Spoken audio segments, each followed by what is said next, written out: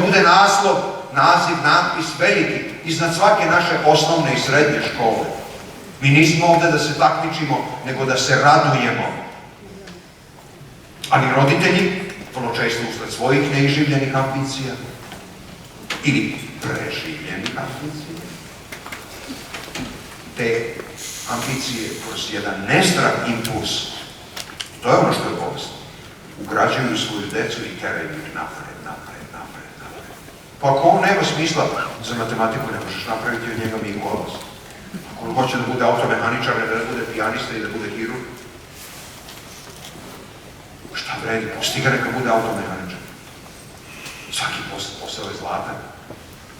Koliko ste samo puta platili račun kad ste poslednji put bili kod automehaničara?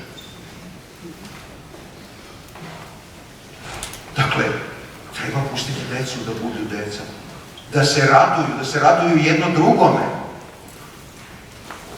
Međutim,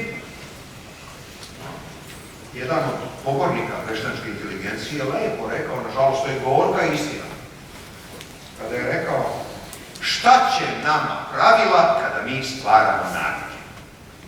Jednostavno, očitao dijagnozu. Šta će nama pravila? Bilo gde. U prosveti, u zdravstvu, društvu, u politici, šta će nama pravila kad mi krojimo ponašanje?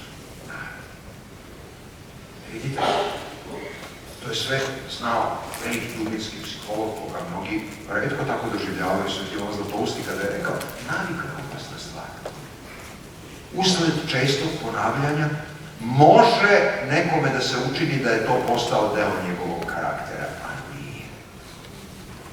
I pamteći te reči, nešto kasnije, Sveti Petar Damaskin kaže, ako već znamo moć navike, zašto onda ne upražnjavamo one dobre navike? Pa da nam to postane deo karaktera, da to postane deo naše životne rutine. Dobre navike.